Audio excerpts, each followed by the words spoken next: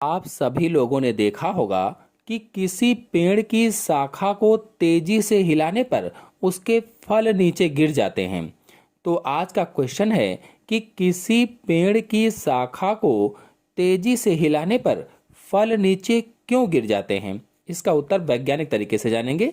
तो देखिए, पेड़ की शाखा, पत्तियां और फल विरामावस्था में रहते हैं। जब एक जगह पेड़ लगा हुआ है तो उसकी शाखा, पत्तियां और फल विराम की अवस्था में है, रुकी हुई अवस्था में है। जब हम पेड़ की शाखा को हिलाते हैं तो शाखा गतिमान हो जाती है। मतलब जैसे ही हमने पेड़ की शाखा को हिलाया तो शाखा गतिमान हो गई, उसमें गति आ गई या गति की अवस्था में शाखा आ जाती है। लेकिन पत्तियां तथा फल स्थिर जड़त्व के कारण विराम में रहने की कोशिश करते हैं।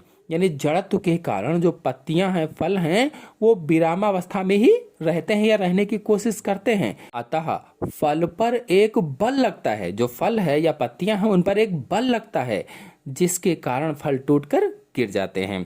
या इसी को सरल भाषा में कहें तो पहले पूरा पेड़ विराम में था, जो पूरा पेड़ है वो विराम में था, लेकिन जैसे ही उसकी शाखा या टहनी को हिलाया गया, अब वह टहनी या शाखा तो गति की अवस्था में आ गई, लेकिन पेड़ के फल अभी भी जड़त्व के कारण विराम में रहने की कोशिश करते हैं।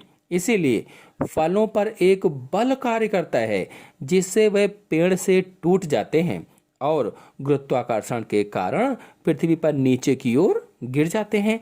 अगर आप लोग ये नहीं जानते हैं कि जड़त्व क्या है तो मेरे चैनल में वीडियो अपलोडेड है, आप लोग जाकर के देख सकते हैं।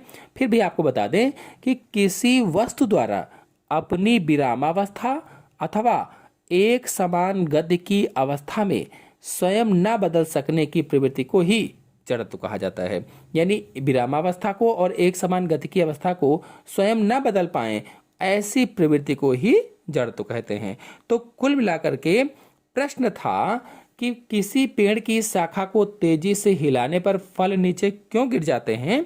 तो इस प्रश्न का उत्तर होगा, पेड़ की शाखा तथा पत्तियां विराम में रहती हैं।